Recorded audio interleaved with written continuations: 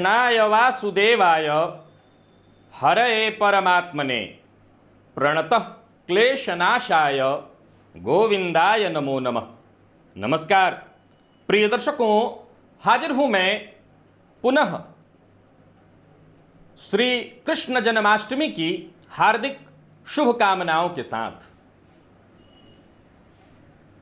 अपरिहार्य कुछ तकनीकी खराबियों के कारण राशिफल भी कल बहुत विलंब से आप तक पहुंच पाया और ये कार्यक्रम जो कि कल शाम को आपको देना था, अभी मैं पुनः बनाकर आपको भेज रहा हूं या भेजने की तैयारी में हूं। बहुत सारे जगहों पर हो सकता है आपके यहां भी जन्माष्टमी आज न मना करके कल मनाया जा रहा हो। कोई बात नहीं है, इसमें कोई विशेष परेशानी या सोचने की आवश्यकता नहीं है। हर वर्ष ऐसा होता है और इसमें कोई ऐसी चिंता नहीं है। सभी लगभग ज़्यादातर लोग तो अब जान गए हैं, लेकिन फिर भी कुछ लोग परेशान हैं कि हम किस दिन मनाएं। ये आप अपनी परंपरा देख लीजिए, इसमें कहीं कोई चिंता, कोई विचारणीय तथ्य नहीं है। स्मार्त और वैष्णव, बस यहाँ यही एक भेद है जिसके चलते ये 2 दिन हो जाता है। स्मार्त लोग जो अष्टमी तिथि जहां उनको रात्रि में दिखाई पड़े या जब भी दिखाई पड़े अष्टमी तिथि देखते हैं, और वैष्णव उदया तिथि यानी कि सूर्योदय अष्टमी में होना चाहिए उसको मानते हैं। तो उसके हिसाब से कल वैष्णव जन जो वैष्णव संप्रदाय से हैं, दीक्षित हैं, वो मनाएंगे। और बाकी जैसे मैं खुद आज जन्माष्टमी वाराणसी में भी आज ही मनाया जाएगा, तो मैं आज ही मना रहा हूं। तो इसमें कोई चिंता की आवश्यकता नहीं। परंतु मेरा उद्देश्य ये आपसे कहने के लिए आना नहीं है कि आप आज मनाइए या कल। आप अपने लोक व्यवहार को देखिए, जो आपके लोक में व्यवहार में हो रहा हो उसी को मानिए, वही सही है।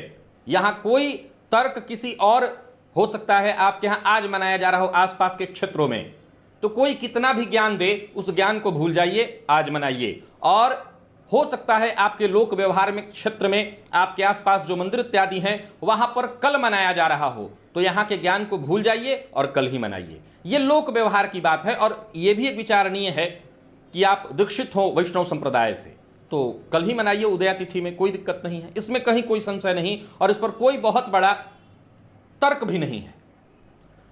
मेरा जो मुख्य उद्देश्य है आप सबके सम्मुख उपस्थित होना, ये मोह रात्रि है, कोई आम समय नहीं है। भगवान श्री कृष्ण की जन्माष्टमी मोह रात्रि है ये। अब जो लोग कल मनाएंगे जन्माष्टमी, उनके लिए भी और जो आज मनाएंगे उनके लिए भी, क्योंकि कल जन्माष्टमी के समय में अष्टमी तिथि नहीं होगी। तो जो निशीथ काल एक है जिसमें कोई प्रयोग, कोई साधना इत्यादि करनी चाहिए, वो आज ही कर लेना उचित होगा। तो आप आज व्रत में हैं वा नहीं है, कोई फर्क नहीं पड़ता। बस इतना ध्यान रखें कि आपने सात्विक भोजन ग्रहण किया हो। और वैसे भी जो लोग कल जन्माष्टमी मनाएंगे, जो आज मना रहे हैं उनके लिए तो कहना ही नहीं, जो कल मनाएंगे वो तामस भोजन तो शायद ही करें, नहीं ही करेंगे। आज की रात्रि जो है वो मोह रात्रि है, सिद्धिदात्री रात्रि है। ये रात्रि स्वतः ही सिद्ध है और सिद्धि प्रदान करने वाली है। पिछले वर्ष मैंने आप लोगों को कनकधारा और श्री सूक्त दोनों में से कोई एक पाठ करने के लिए बताया था। तब शायद ही कोई जानता था कि विकट परिस्थिति इस वर्ष आने वाली है और इस वर्ष मां लक्ष्मी की कृपा की आवश्यकता सबको है, सबको।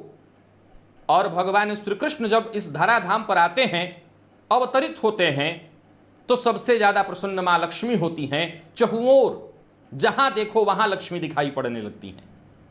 तो आप लोगों एक काम तो कर ही लीजिए, मैं निशीथ काल का आपको समय बता देता हूं। जो लोग आज भगवान श्री कृष्ण की आराधना करने वाले हैं उनके लिए ये पूजन का समय भी है, और जो लोग साधना करना चाहते हैं उनके लिए साधना का ये समय है। अब देखिए, समय कोई बहुत ज्यादा नहीं है, लगभग 1 घंटे के आसपास का समय है, 1 घंटे से भी कम का समय है। अब इसमें जितना पाठ आपसे हो सके, श्री सूक्त का अथवा कनकधारा स्तोत्र का कर सकते हो तो करके या सुन के, जैसे भी करें, करना चाहिए। संकल्प लेकर के और संकल्प ये करना चाहिए कि मुझे मां लक्ष्मी की कृपा प्राप्त हो।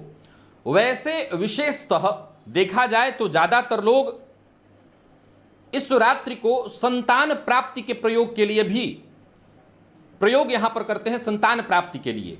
तो अगर आपको संतान सुख नहीं है या संतान सुख में कमी है, संतान की चाह है, तो मैं आपको एक लिंक ऊपर यहां पर दे रहा हूं, इस लिंक पर चले जाइए। यहां इस लिंक पर एक विधि बताई हुई है, उस विधि का पालन करिए और आप दोनों दंपत्ति आज विशेष रूप से संतान गोपाल मंत्र, देवकी सुत गोविंद वासुदेव जगतपते देहि में तनयम कृष्ण त्वामहं शरणं गतः, इस मंत्र का दोनों पति पत्नी जप करिए। बाकी जो लोग जो धन की चाह रखते हों या किसी भी तरह की परेशानी से जूझ रहे हों, मैंने जैसा कहा यह मोह रात्रि है। अगर किसी को मोहित करना हो तो वो भी बहुत आसानी से, सरलता से हो जाएगा। किसी को भी मोहित करना हो, दाम्पत्य जीवन में परेशानी चल रही हो, तो जीवन साथी को मोहित करना किस लिए भाई? ताकि हमारा घर बच जाए।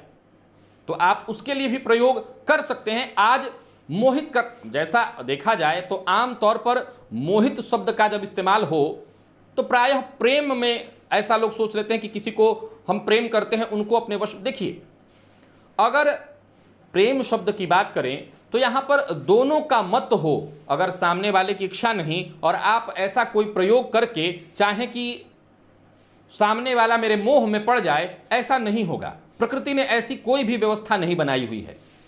जो प्राकृतिक व्यवस्था है वो ऐसी है कि दोनों का मत एक हो, मतभेद में कोई प्रेम नहीं जागृत होता। तो आपको मैं बता दूं कि अगर आप प्रेम संबंध में, तो वैसे ही भगवान श्री कृष्ण की आराधना करिए, वो काम बन जाएगा। लेकिन वो दंपत्ति, अगर आप स्त्री हैं तो और आप पुरुष हैं तो, अगर वैवाहिक जीवन में आपकी परेशानी है और वैवाहिक जीवन में तकलीफ है, तो एक ऊपर और लिंक मैं दे रहा हूं, इस लिंक को आप देख लीजिए। इस लिंक में जो केवल मंत्र है, कोई विधि नहीं करनी है, क्योंकि आज मोह रात्रि है। आज किसी प्रकार के विधि की कोई आवश्यकता नहीं। आज केवल आपको मंत्र जप करना है और मंत्र जप करके भगवान श्री कृष्ण से प्रार्थना करिए कि मेरा दाम्पत्य जीवन सुखद कीजिए। आप स्त्री हो पुरुष हो, दोनों के लिए यहां पर मैं लिंक दिया हूं, अपने अपने हिसाब से आप चले जाइए और आपका घर जिससे बचे वो जतन करिए। पुनः आ जाता हूं अपने विषय पर कि श्री सूक्त का पाठ आपको संकल्प ले लेना होगा।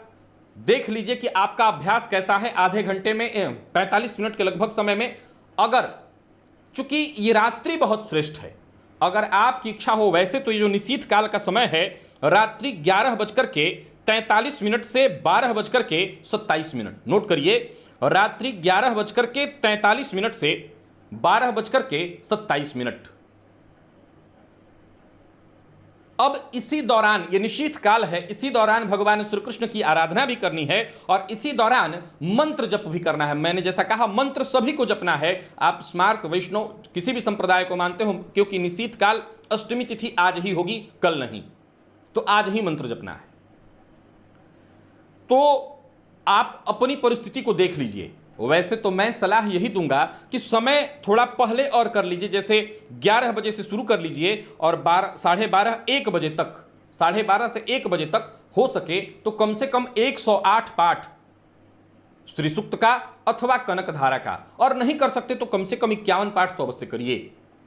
ये रात्रि श्रेष्ठ है, इसे व्यर्थ न जाने दीजिए। अगर आप कोई और भी मंत्र जपना चाहते हो, जैसे पूर्व में बताया मेरे द्वारा शाबर मंत्र इत्यादि, कई लोगों को मां मातंगी के मंत्र जपने से बेहद लाभ हुआ।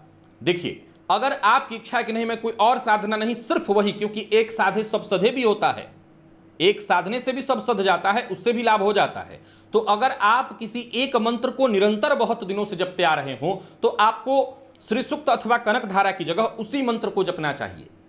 लेकिन चूंकि ये मोह रात्रि है तो विशेष रूप से वही प्रयोग करिए जिसमें मोहना, यानी मां लक्ष्मी को अगर हम मोहित कर लें, वो हम पर मोहित हो जाएं, तो फिर कहना ही क्या। तो ये मोह रात्रि है। आप किसी और को भी मोहित करना चाहें तो तत्संबंधित प्रयोग करिए। वैसे तो मैं चूंकि बता नहीं सकता, क्योंकि बताऊंगा तो यहां पर इस प्रयोग को गलत तरीके से लिया जाएगा। आप लोग सोच रहे होंगे कि किसी और शब्द का इस्तेमाल कर रहा हूं, लेकिन प्रयोग नहीं बता रहा हूं। इसलिए नहीं बता रहा हूं क्योंकि मोहित करना, अब आप किसको करेंगे और किस उद्देश्य से करेंगे, हो सकता है अनुचित उद्देश्य भी रखते हों, तो वो गलत हो जाएगा। तो आपको मैं ऐसे कोई प्रयोग नहीं बता रहा। बस प्रार्थना करिएगा जाकर के, अगर आप सही होंगे तो भगवान श्री कृष्ण की कृपा आपको प्राप्त अवश्य ही हो जाएगी। तो मेरा तो मुख्य उद्देश्य यही था आपको बताना। इस निशीथ काल का आप अवश्य उपयोग करिएगा, सदुपयोग करिएगा, व्यर्थ न जाने दीजिएगा। आप ये मत सोचिएगा कि मैंने भोजन दिन में कर लिया है। अगर आप व्रत नहीं हैं या कल आप मनाने वाले हैं, तब भी आप सायंकाल स्नान आदि करके और जप या पाठ जो भी आप करेंगे, अगर श्री सूक्त का करते हैं तो पाठ, कनक धारा का पाठ, या कोई मंत्र जपते हैं तो जप आप अवश्य करिए। पुनः एक बार आप लोगों को जन्माष्टमी की शुभकामना देता हूं। आनंद पूर्वक जन्माष्टमी मनाइए और भगवान श्री कृष्ण की कृपा हम सभी पर बनी रहे।